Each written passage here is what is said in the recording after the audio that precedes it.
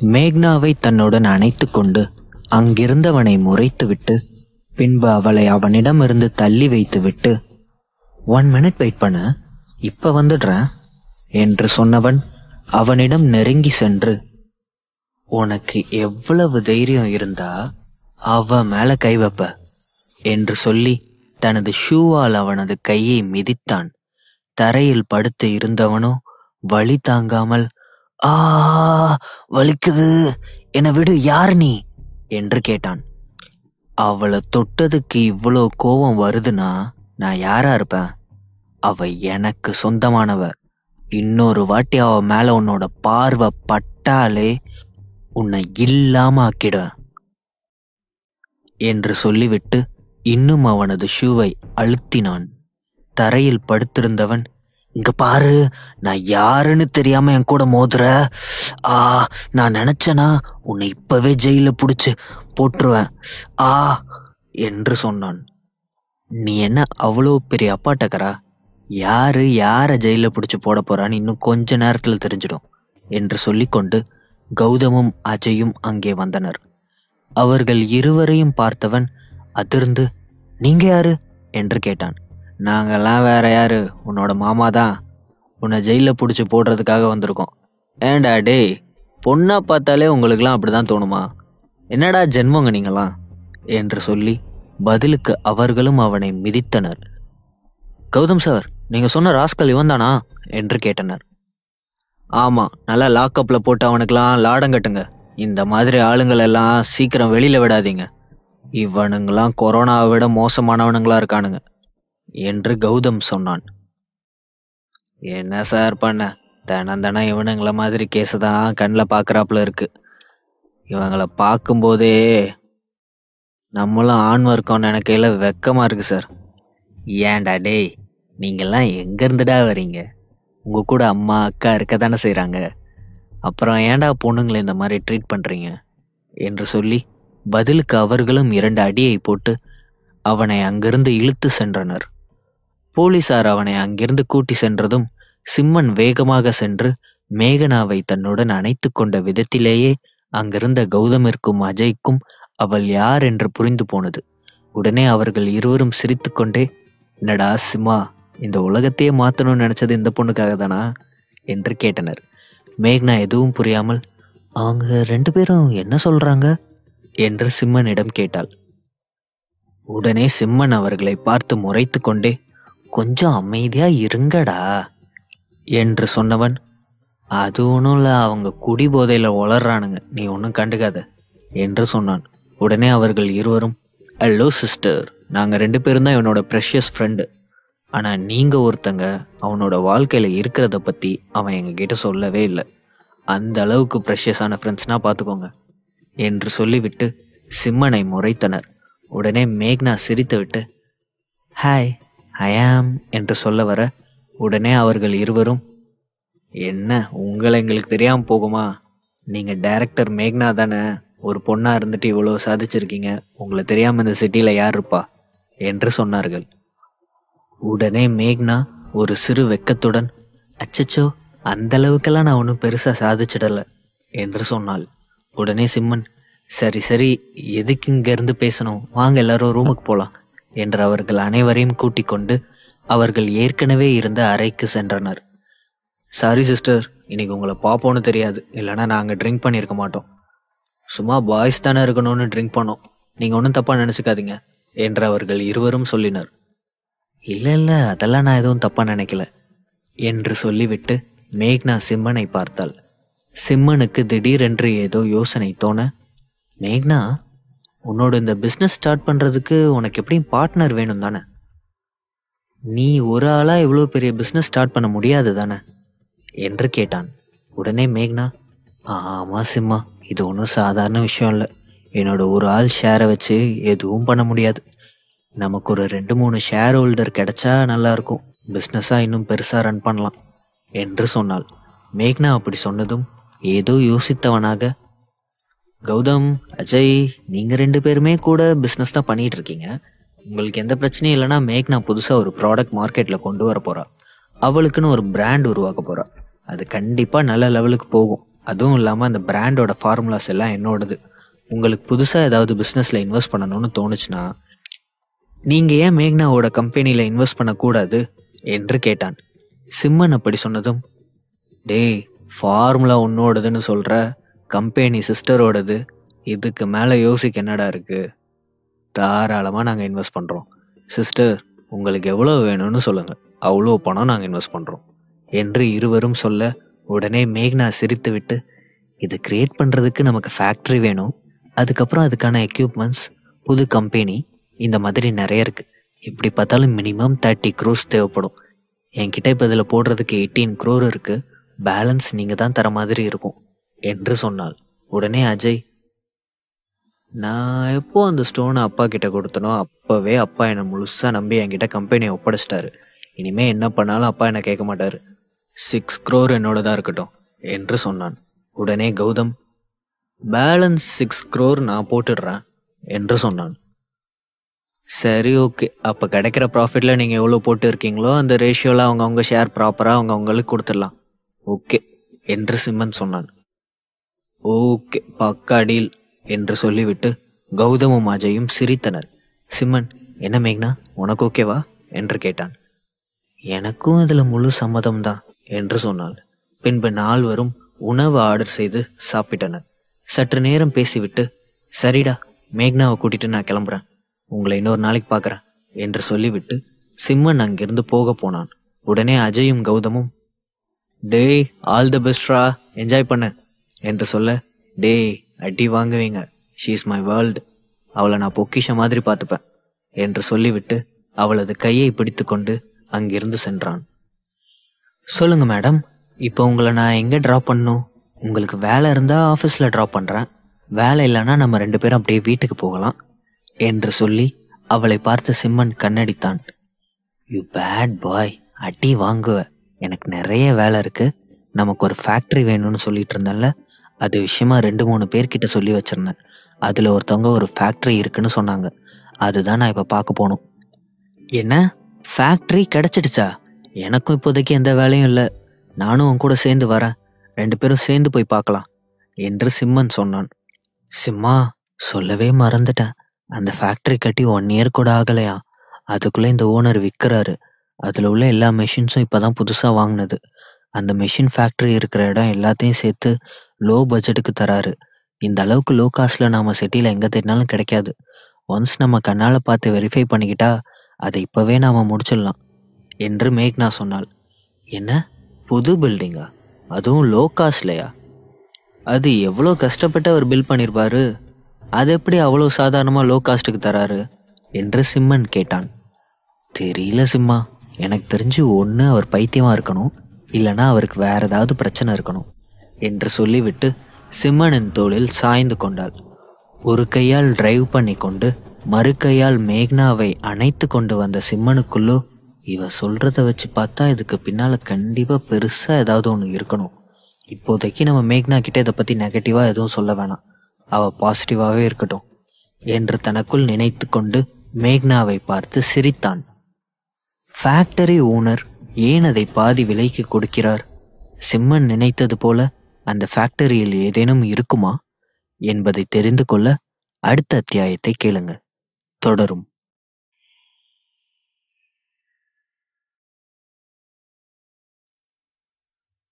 சிம்மனும் மேக்னாவும் parking ஏரியாவில் காரை park செய்துவிட்டு பின்பு ஃபேக்டரிக்குள் சென்றனர்.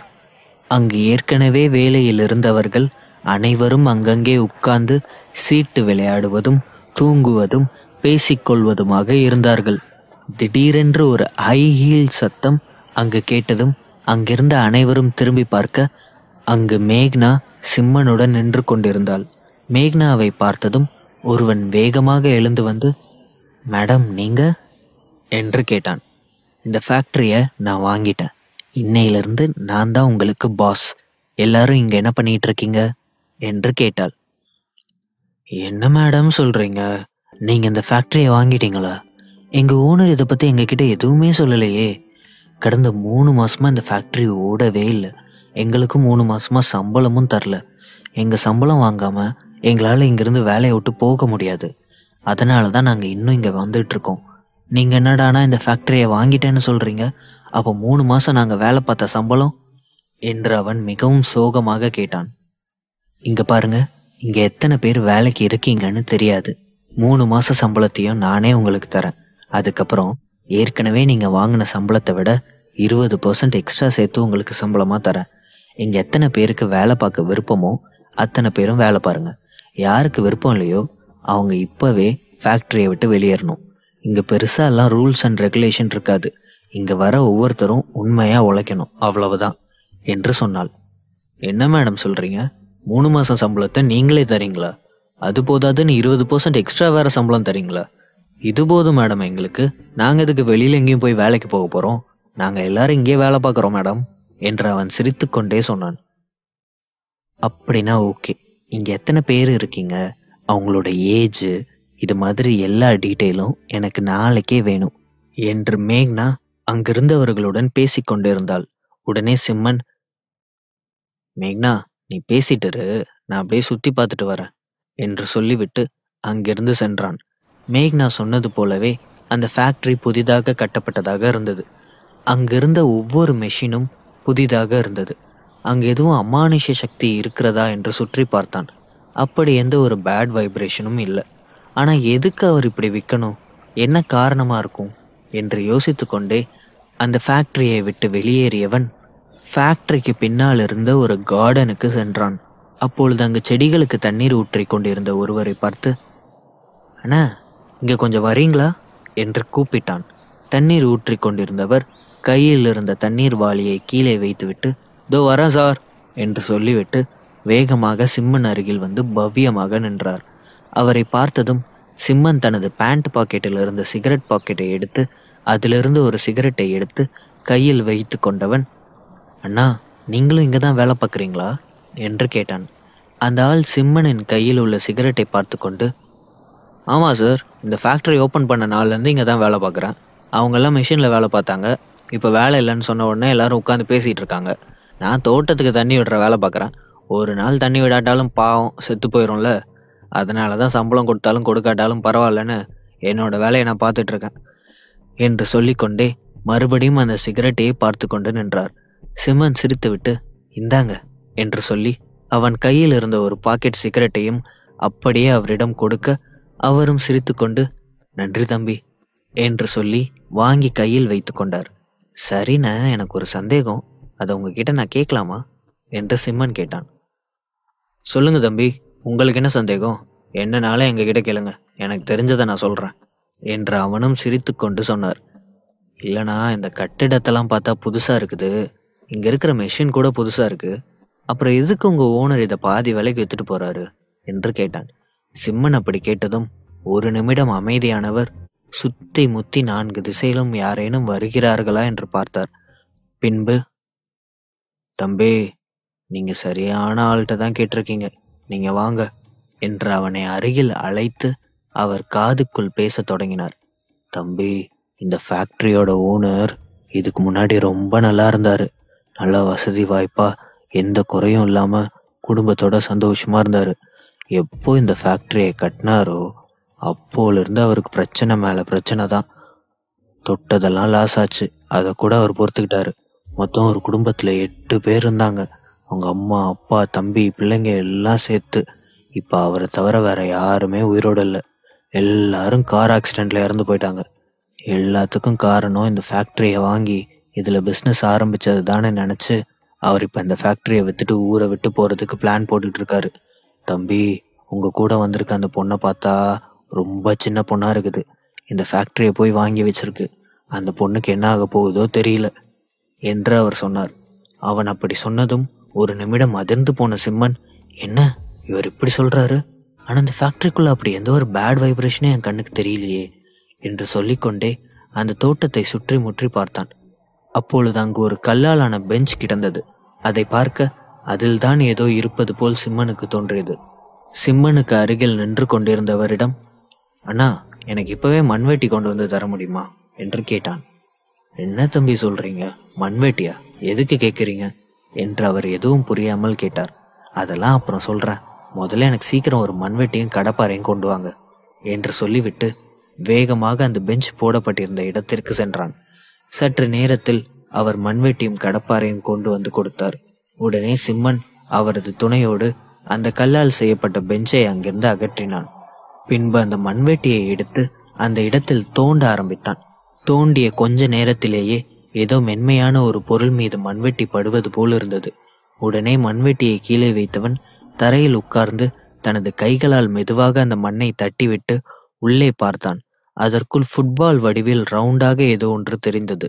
ஒரு நிமிடம் அதிர்ந்து போன சிம்மன் பின்பு மெதுவாக அதை தனது கைகளால் எடுத்தான். அதன் மீது இருந்த மண் அனைத்தையும் தட்டிவிட்டு பார்க்க அதில் ஒரு வெள்ளை துணி கட்டப்பட்டிருந்தது. அந்த துணியை அவிழ்த்து பார்க்க அதற்குள் ஒரு கண்ணாடி குடுவை இருந்தது. அந்த குடுவைக்குள் ஏதோ புரியாத பாஷையில் எழுதப்பட்ட ஒரு தகடும் சிவப்பு துணியால் ஏதோ ஒரு பொருளையும் கட்டி அதற்குள் வைத்திருந்தனர். அதை பார்த்ததும் சிம்மனுக்கு புரிந்துவிட்டது, இது ஏதோ துஷ்ட சக்தியை ஏவிதான் இந்த குடும்பத்தை பழிவாங்கி இருக்கிறார்கள் என்று. அதையெல்லாம் பார்த்த அந்த தோட்டத்தில் வேலை பார்த்து கொண்டிருந்தவர் அதிர்ந்து, தம்பி, இதெல்லாம் என்ன தம்பி என்று கேட்டார். மேக்னாவிற்கு இதை பற்றி தெரிந்தால் மிகவும் பயந்து போவாள் என்று நினைத்தவன், அண்ணா, இங்க நடந்ததை பத்தியோ இங்க பார்த்ததை பத்தியோ எதையும் நீங்க வெளியில சொல்லாதீங்க. முக்கியமா மேக்னாவுக்கு இதை பத்தி தெரியவே கூடாது, புரியுதா என்று சொன்னவன் அவனிடம் கொஞ்சம் பணத்தையும் கொடுத்துவிட்டு அந்த பொருட்கள் அனைத்தையும் எடுத்துக்கொண்டு அங்கிருந்த ஒரு தனி அறைக்கு சென்றான். அவன் எடுத்து வந்த அனைத்து பொருட்களையும் ஒரு மேஜை மீது வைத்துவிட்டு பின்பு தனது கண்களை மூடியவன் தன்னுடன் வைத்திருக்கும் அந்த வாளை வெளியில் எடுத்து சில மந்திரங்களை உச்சரித்து ஒரு கண்ணாடி குடுவை மேல் வைத்தான். அவ்வளவு நேரம் சாதாரணமாக இருந்த அந்த வாள் அந்த கண்ணாடி குடுவையில் பட்டதும் மின்ன ஆரம்பித்தது. அதிலிருந்து ஒரு ஒளி வர அந்த ஒளி சற்று நேரத்தில் உள்ளே இருந்த அனைத்தையும் சாம்பலாக மாற்றியது. அந்த சாம்பலை அப்படியே ஒரு சின்ன டப்பாவில் போட்டு அடைத்து தனது பேக்கிற்குள் வைத்துக்கொண்டு சிம்மன் அங்கிருந்து கிளம்பினான். அங்கிருந்த அனைவரிடமும் பேசி முடித்துவிட்டு, இந்த சிம்மன் எங்க போனா என்று தேடிக்கொண்டே மேகனா வர, ஹலோ காப்ளின், நான் இங்கதான் இருக்கேன் என்று சொல்லிக்கொண்டே சிம்மன் அவள் அருகில் வந்தான். சிம்மா, என் கூட ஃபேக்டரியை பார்க்க வரேன்னு தானே வந்த? என்னை மட்டும் தனியா விட்டுட்டு அங்க என்ன சுத்தி பார்த்துட்டு இருக்க என்று கேட்டாள். இல்ல, இது என்னோட மகாராணி வேலை பார்க்க போற இடம், அதான் செக்யூரிட்டி எல்லாம் பலமா இருக்கான்னு பார்க்க போனேன் என்று சொன்னான். உடனே மேக்னா அவனை பார்த்து சிரித்தாள். தொடரும்.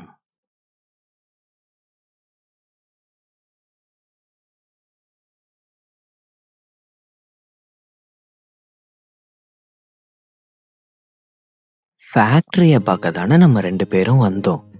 என்ன இங்க விட்டுட்டு நீ அங்க போய் என்ன பண்ணிட்டு இருக்க என்று மேக்னா சிம்மனிடம் கேள்வி கேட்டாள்.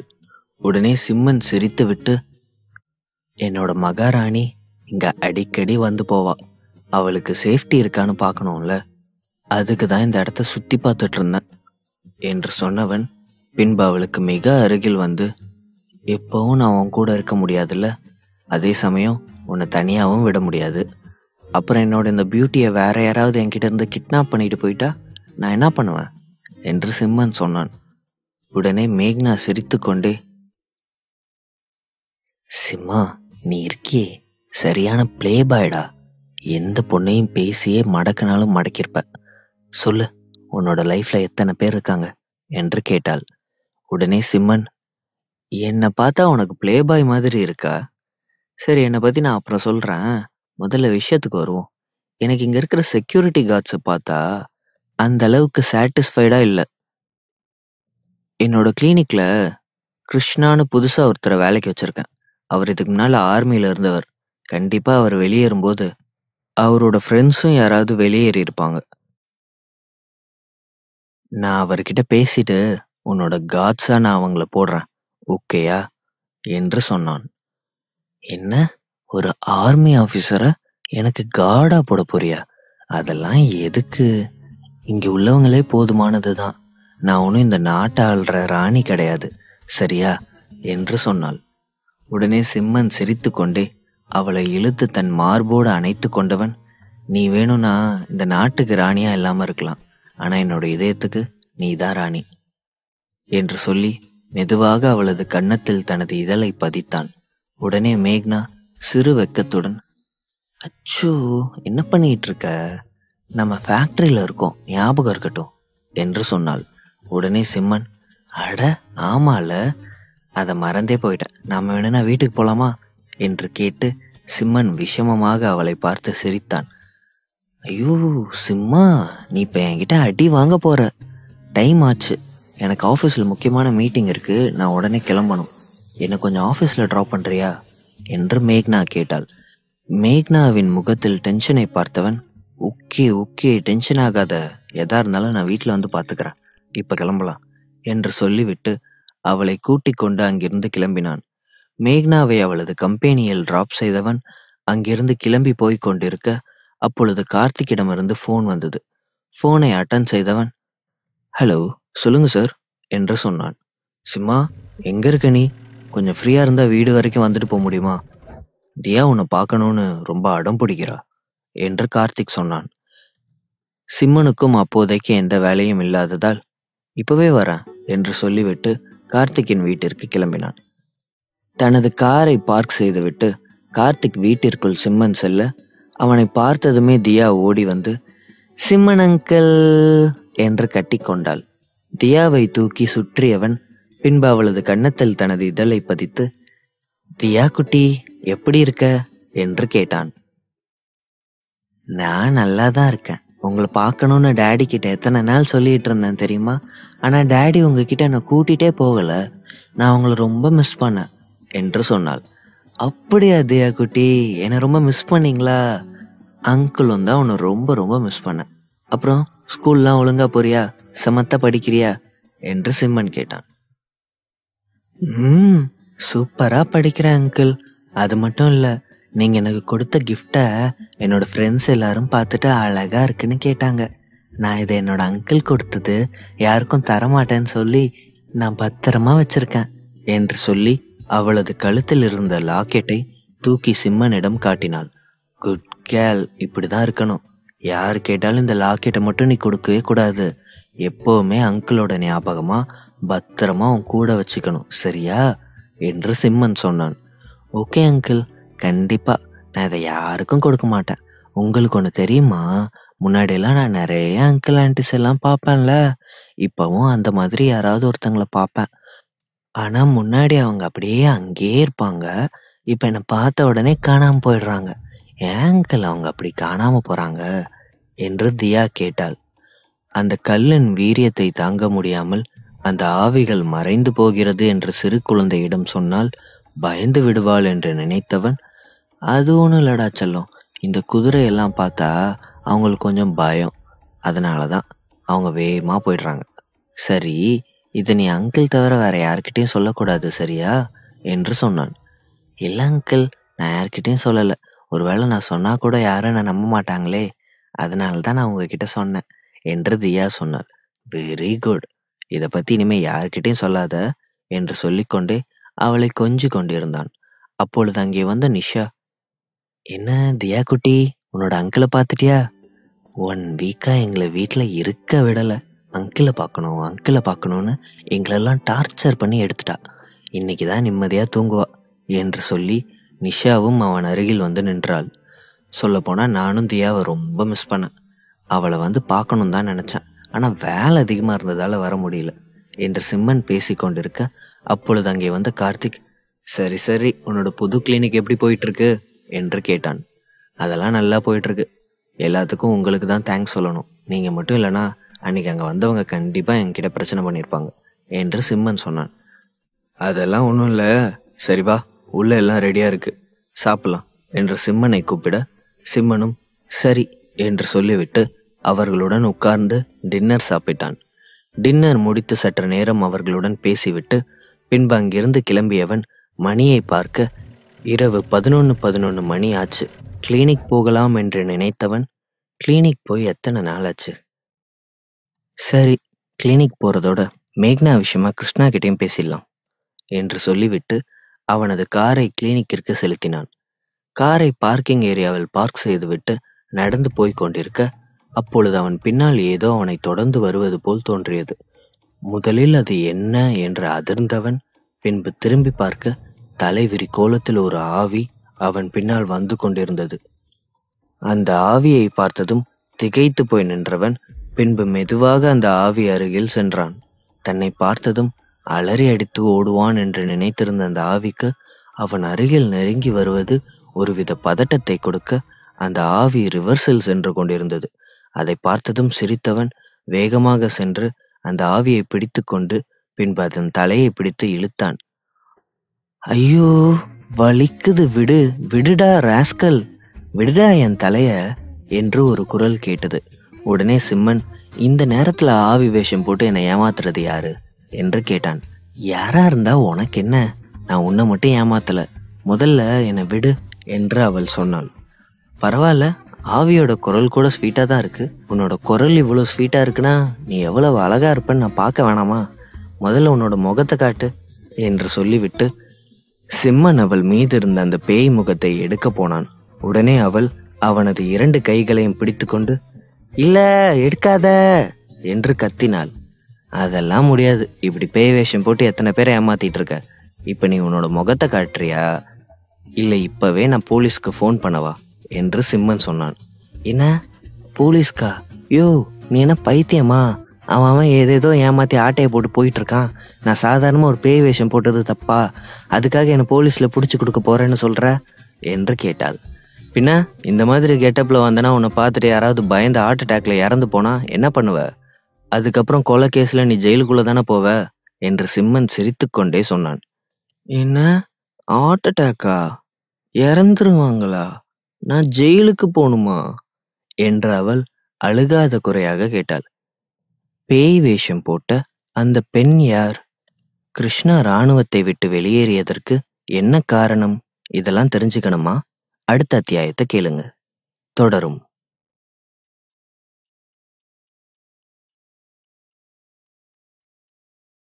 தியாவை பார்த்துவிட்டு தனது கிளினிக்கிற்கு திரும்பிக் கொண்டிருக்கும் பொழுது அவனை யாரோ ஃபாலோ செய்வது போல் இருந்தது. பின்னால் திரும்ப அங்கு ஆவி வடிவில் ஒரு உருவம் அவனை ஃபாலோ செய்து வருவதை பார்த்தான். ஒரு நிமிடம் அதிர்ந்தவன் பின்பு அந்த ஆவிக்கு நிழல் இருப்பதை பார்த்தவன் அது ஒரு மனிதர் என்று உணர்ந்து கொண்டான். அது யாராக இருக்கும் என்று யோசித்தவன் அதன் அருகில் போனான். ஆனால் அந்த ஆவியோ அவன் அதை பார்த்தவுடன் பயந்து அங்கிருந்து ஓடுவான் என்று நினைத்தது. பின்பு அவன் தன்னை நோக்கி வருவதை பார்த்து அதிர்ந்தது. சிம்மன் அந்த ஆவியின் அருகில் சென்றவன் அதன் ஆடையை கலட்ட முயற்சித்தான். அந்த பேய் என்னை விடு என்று கத்தியது. உடனே சிம்மன், இந்த மாதிரி நீ பேய் வேஷம் போட்டு ஏமாத்தினா உன்னை பிடிச்சி ஜெயிலில் போடுவாங்க பார்த்துக்கோ என்று சொன்னான். உடனே அது பயந்து, என்ன ஜெயிலில் போட்டுடுவாங்களா? இதெல்லாம் கொஞ்சம் ஓவரா தெரியல, அவன் ஏதேதோ தப்பு பண்ணுறான், நான் ஜஸ்ட் ஒரு பேய் வேஷம் போட்டு உன்னை ஏமாத்த தானே பார்த்தேன், அது ஒரு தப்பா என்று கேட்டுக்கொண்டே தனது முகமூடியை கலட்ட அங்கு மாதவனின் மகள் பூஜா நின்று கொண்டிருந்தாள்.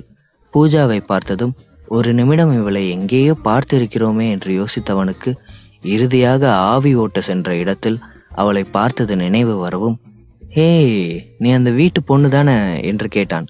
ஹலோ ஹலோ, நான் அந்த வீட்டு பொண்ணு இந்த வீட்டு பொண்ணெல்லாம் இல்லை, தி கிரேட் காலேஜ் குயின் பூஜா என்று சொல்லிக்கொண்டு பூஜா அவனை பார்த்து முறைத்தாள். பூஜாவை பார்த்ததும் அன்று நடந்தது நினைவு வர சிம்மன் சிரித்து கொண்டு, இந்த நேரத்தில் நீ இங்கே என்ன பண்ணுற என்று கேட்டான். அதுவா, அது ஒன்றும் இல்லை, நீ புதுசாக கிளினிக் ஓப்பன் பண்ணி இருக்கிறதா கேள்விப்பட்டேன். என்னோட டேடி உன்னோட ஓப்பனிங் ஃபங்க்ஷனுக்கு வந்தாங்களாம். அப்போ காலேஜில் பிஸியாக இருந்ததால் என்னால் வர முடியல, அதான் இப்போ உன்னை பார்த்து விஷ் பண்ணிட்டு போகலான்னு வந்தேன் என்று சொன்னாள். அது சரி, விஷ் பண்ணிட்டு போகிறதுக்கு எதுக்காக இப்படி ஆவி ட்ரெஸ்ஸில் வந்த என்று சொல்லிவிட்டு சிம்மன் சிரித்தான்.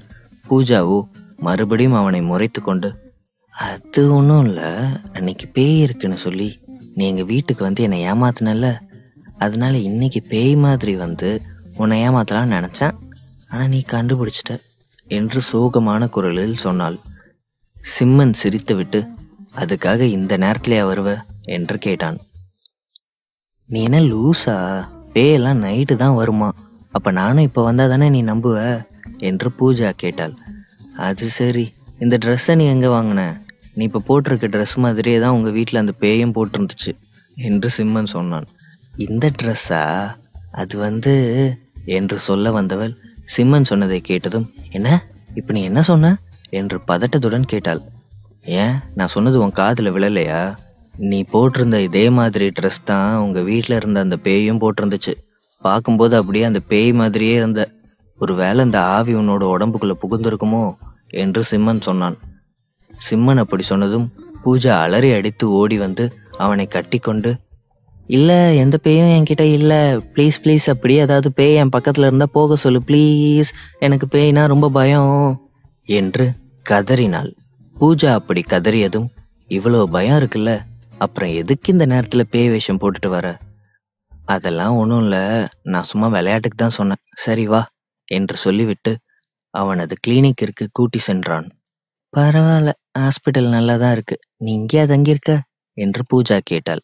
இல்லை இல்லை, இங்கே வேலை பார்க்குற ஒரு அண்ணனை இங்கே தான் தங்க வச்சிருக்கேன். அவங்களும் ஒரு பொண்ணு மேலே மாடியில் உள்ள ரூமில் தங்கியிருக்காங்க. என்னோட வீடு வேற, அது கொஞ்சம் தூரத்தில் இருக்கும். அம்மாவும் நானும் என்னோட வீட்டில் தான் தங்கியிருக்கோம் என்று சிம்மன் சொன்னான். ஓ அப்படியா, சரி, நீ டாக்டர் தொழில் தானே பார்க்குற, அப்புறம் எதுக்கு அன்னைக்கு எங்கள் வீட்டில் அந்த மாதிரி ஒரு வேஷம் போட்டு வந்து உட்கார்ந்துருந்த என்று பூஜா கேட்டாள். நீ இன்னும் நான் சொல்கிறத நம்பவே இல்லையா? நிஜமாவே நான் உங்கள் வீட்டுக்கு ஆவி விரட்ட தான் வந்தேன் என்று சிம்மன் சொன்னான். உனக்கு நிஜமாவே ஆவி விரட்ட தெரியுமா? உன் கண்ணுக்கு உண்மையாகவே பேயெல்லாம் தெரியுமா என்று பூஜா சீரியஸாக கேட்டாள். உடனே சிம்மன் அவளுக்கு மிக அருகில் சென்று அவனது கண்களை சீரியஸாக வைத்து கொண்டு, ஆமா, நிஜமாவே என் கண்ணுக்கு ஆவி தெரியும், இப்போ கூட உன் பின்னால் ஒரு ஆவி என்று அவன் சொல்ல வர, ஐயோ ப்ளீஸ், என் பக்கத்தில் மட்டும் இருக்குன்னு எதுவும் சொல்லாத, அப்புறம் எனக்கு நைட்டு ஃபுல்லாக தூக்கமே வராது என்று சொன்னாள். அவளின் அந்த குழந்தைத்தனத்தை பார்த்து சிரித்தவன், சாரி சாரி, நீ இவ்வளவு பயப்படுற, அதனால உன்கிட்ட நான் எதுவும் சொல்லலை. சரி, காஃபி எதுவும் குடிக்கிறியா என்று சிம்மன் கேட்டான். ப்ளீஸ், தயவு செஞ்சு அதையாவது தாங்களேன், எனக்கு பயத்தில் ரொம்ப பசிக்க ஆரம்பிச்சிருச்சு என்று பூஜா சொன்னாள். சிம்மனும் சிரித்து கொண்டே, எல்லாருக்கும் பயம் வந்தால் பசி போயிடும்னு சொல்லுவாங்க, உனக்கு மட்டும் பசிக்க ஆரம்பிச்சிடுமா என்ன என்று கேட்டான். அது மற்றவங்கெல்லாம் எப்படின்னு தெரியாது, நான் அப்படிதான், எனக்கு பயந்தா பசி வந்துடும் என்று சொல்லிக்கொண்டு தனது வயிற்றை தடவினாள். சரி சரி, உனக்கு சாப்பிட ஏதாவது செஞ்சு தரவா என்று கேட்டான் சிம்மன். அதெல்லாம் எதுவும் வேணாம், நான் டயட்டில் இருக்கேன், ஜஸ்ட் ஒரு பிளாக் காஃபி மட்டும் போதும் என்று பூஜா சொன்னாள். ஓகே என்று சொல்லிவிட்டு அவனும் அவளுக்கு பிளாக் காஃபி போட்டு வந்து கொடுத்தான். அந்த காஃபியை குடித்தவள், பரவாயில்ல, நீ நிறைய வித்தையெல்லாம் கற்று தான் வச்சிருக்க என்று சொல்லிக்கொண்டு காலை ஆட்டிக்கொண்டே காஃபியை குடித்தாள். அவள் காஃபியை குடிக்கும் வரை பொறுமையாக இருந்தவன் பின்பு மணியை பார்த்துவிட்டு, மணி 2 ஆச்சு, நீ வீட்டுக்கு கிளம்பு, நான் உன்னை ட்ராப் பண்ணவா இல்லை நீயே போயிடுவியா என்றான் சிம்மன். இல்லை இல்லை, நான் போயிடுவேன். ஆக்சுவலி என்னோட ஃப்ரெண்ட்ஸ் எல்லாம் பக்கத்தில் உள்ள ஒரு ரிசார்ட்டில் தான் ஸ்டே பண்ணியிருக்காங்க. என்னோட ஒரு ஃப்ரெண்டுக்கு பர்த்டே, அந்த பர்த்டே செலிப்ரேட் பண்ணிட்டு வெளியில் வரும்போது தான் உன்னோட காரை பார்த்தேன். அதான் சரி, உன்னை அப்படியே பார்த்துட்டு போகலான்னு வந்தேன். சரி, என்னோட ஃப்ரெண்ட்ஸ் வெயிட் பண்ணுவாங்க, நான் கிளம்புறேன், பாய் என்று சொல்லிவிட்டு பூஜா அங்கிருந்து சென்றாள். சரியான சுட்டி பொண்ணு என்று சொல்லி சிரித்துவிட்டு வீட்டிற்கு போவதற்காக சிம்மன் அங்கிருந்து எழுந்து நின்றான். அப்பொழுது மாடியிலிருந்து கிருஷ்ணா, என்ன தம்பி, இந்த நேரம் இங்கே வந்திருக்கீங்க என்று கேட்டுக்கொண்டு கீழே இறங்கி வந்தான். சாரி அண்ணா, உங்கள் தூக்கத்தை டிஸ்டர்ப் பண்ணிட்டேனா? சின்ன வேலையாக பக்கத்தில் வந்தேன், அப்படியே இங்கிட்டு வந்துட்டு போகலாமேன்னு வந்தேன். பாப்பா தூங்கிட்டாளா என்று சிம்மன் கேட்டான். இப்போல்லாம் பாப்பா நல்லா அசந்து தூங்குறா. முன்னெல்லாம் தூங்கும்போது நைட்டு திடீர்னு எழுந்து உட்காந்து அழுவா. இப்போ அப்படிலாம் இல்லை, நைட்டு தூங்குனா காலையில் தான் எந்திக்கிறா. எல்லாம் உங்களால தான் தம்பி என்று சொல்லிக்கொண்டே சிம்மன் அருகில் வந்து நின்றான் கிருஷ்ணா.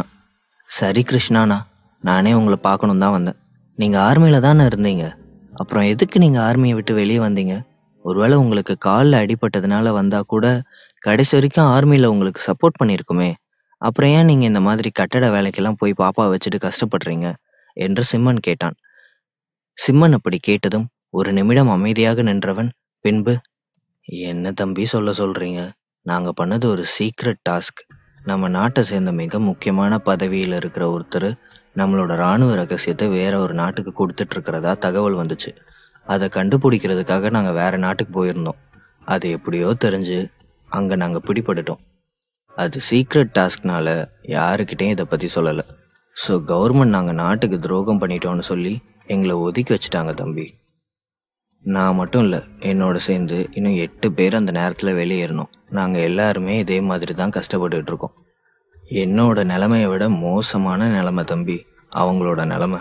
நாங்களும் சரி, நம்ம நாட்டுக்காக தானே பண்ணோன்னு எங்கள் ஆஃபீஸர்கிட்ட அதை பற்றி எதுவும் பேசாமல் அமைதியாக வெளியேறிட்டோம் என்று கிருஷ்ணா சொன்னான். கிருஷ்ணா சொன்னதை கேட்ட சிம்மனுக்கு வருத்தமாக இருந்தது. நம் நாட்டிற்காக பாடுபடும் இவர்களது நிலைமை இப்படி ஆகிவிட்டதே என்று. பின்பு, அண்ணா நீங்கள் ஒன்றும் நினச்சிக்கலண்ணா, நான் புதுசாக ஒரு பிஸ்னஸில் இன்வெஸ்ட் பண்ண போகிறேன். அங்கே நிறைய காட்ஸ் தேவைப்படுறாங்க. நீங்கள் அங்கே வேலைக்கு வரீங்களா என்று சிம்மன் கேட்டான். தொடரும்.